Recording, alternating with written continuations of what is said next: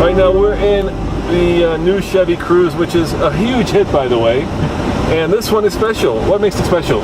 This is special. It has a diesel engine, 6-speed auto trans.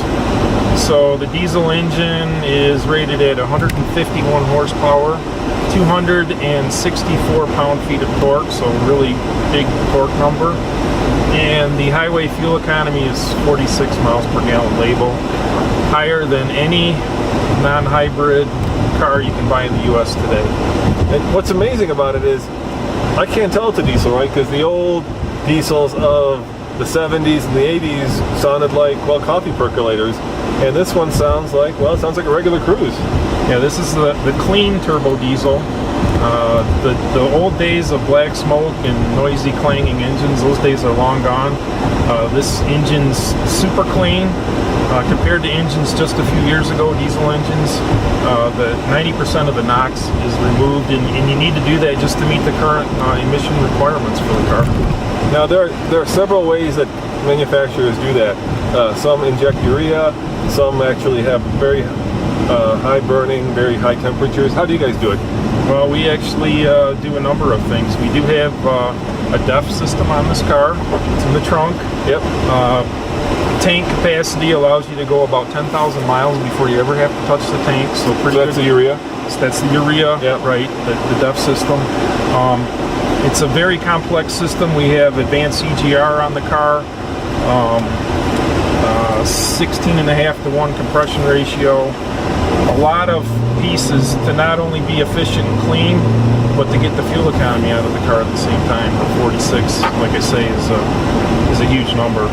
And one win for us. One of the great things, besides the fuel economy, of course, is that diesels are long living and they're relatively low maintenance if they're done right, because there are no spark plugs, obviously. Right.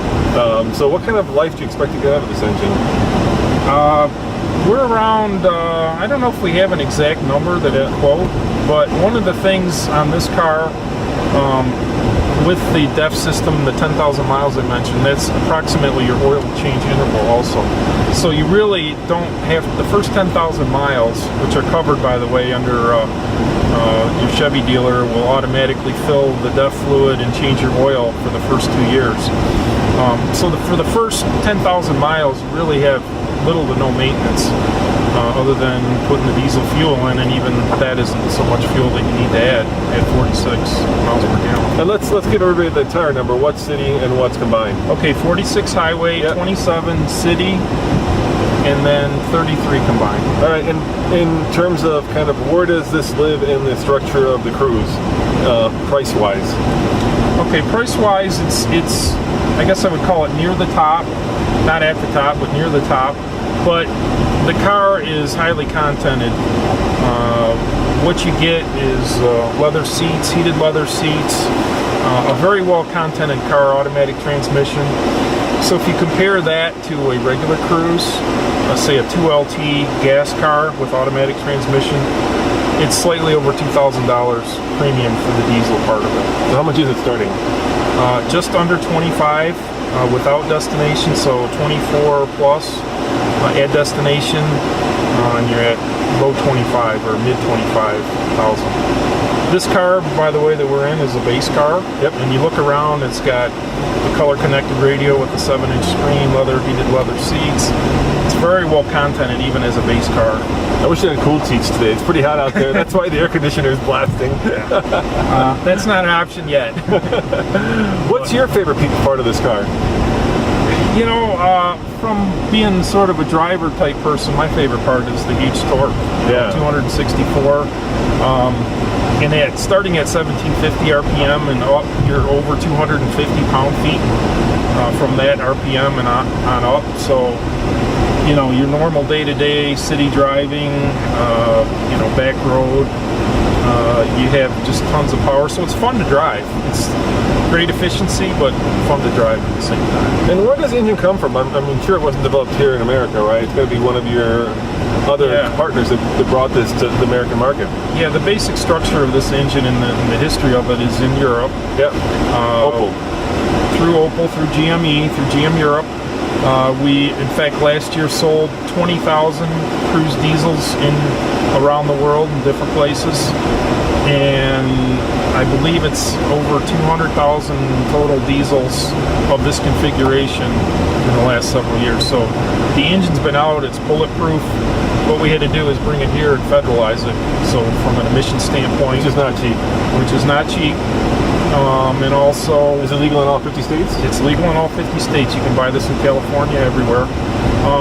And also make it work for the U.S. customer. So, you know, as we're driving here, we can have a normal conversation. I think we hear the air conditioning fan I'll turn it off. more than we hear the diesel engine. You guys hear anything? You can hear it a little bit. There's a little bit of that percolator sound. But, of course, I'm slowing down, so you're not going to hear anything right so now. when you get on the highway at 60, you don't hear the engine at all. Nothing. So, you know, that's what we had to do here, too, to do the acoustic treatment and make it so that the U.S. consumer who's not used to diesels has maybe a bad memory of diesels from many years ago. To be fair, some of those days are gone. To be fair, some of those were GM diesels. Those weren't your brightest brightest times, as I recall. Back in the 80s, yeah. You know, people my age remember that, but sorry, I'm bringing up bad memories. That's okay. So let's talk about the present. In terms of the architecture, same front-wheel drive architecture, right? Right. Same 6-speed transmission. This actually is a unique transmission just for the diesel. This is an Eisen transmission, calibrated to work specifically for the diesel engine. All right, here, let me turn the air off. Now that we're moving, let's see if you guys can hear the diesel. Do you hear anything? Dead quiet. Okay, I'm going to floor it now.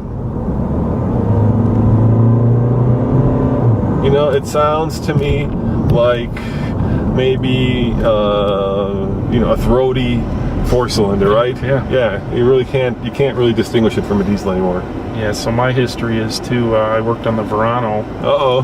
And developed that. Yeah. And a lot of that content was a great starting point for this car. So, you know, the Verano being a very quiet car in its segment,